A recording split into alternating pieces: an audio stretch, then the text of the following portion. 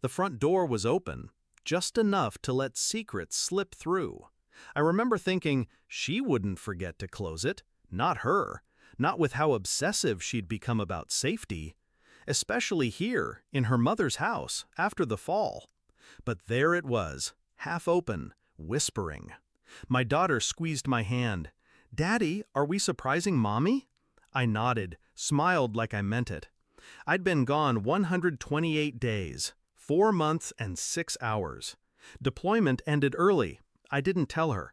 I wanted to surprise her, reignite something dulled by time and distance. We stepped inside. Silence first, then creaking upstairs, rhythmic, paused, then again, and laughter. Not hers, a man's. A deep, familiar voice I hadn't heard in years. I told my daughter to wait in the kitchen. I went up alone. The bedroom door was closed, unlike the front one. I didn't open it, didn't need to. The laughter was too intimate, the kind that doesn't need words. I turned around, walked out, told my daughter Mommy wasn't home. We left. She asked why I looked tired. I said nothing. That night, I booked a different hotel under a different name. My daughter slept with her bunny under her chin. I stared at the ceiling.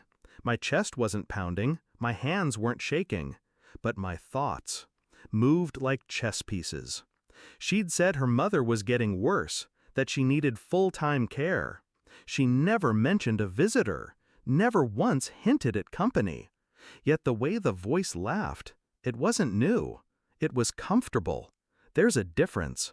I know it now. The next week, I pretended to redeploy. I texted her, "Leaving again, 1 more month." She replied in seconds, "No, baby, I miss you. Call when you land?" I didn't. Instead, I watched. Across from her mother's house in a borrowed sedan. Every third day he came, parked 2 blocks down, took the side door. I filmed him. His timing, how he only came when our daughter wasn't with her. He stayed too long to just be helping.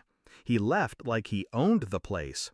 I pulled his plate, ran it through a favor I didn't want to ask.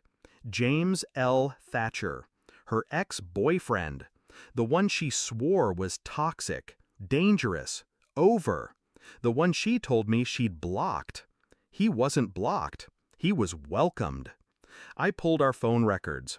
Her last "I love you" to me was sent 6 minutes after a 22-minute call to him. I ordered a paternity test.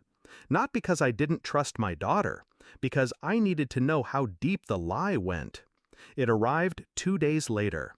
I opened the envelope slowly, not out of fear, just certainty. 99.99% probability. She was mine. Good. Because what I planned next needed to be surgical. I walked into the house with the report in my hand. She looked startled. "You said you were away." "I was," I said. "Now I'm here." She smiled, tried to kiss me. I didn't move.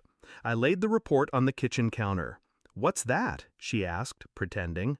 I watched her face as she read. The relief was instant. "See? I told you, she's yours." I didn't blink. "I know," I said. Then I placed the second envelope beside it.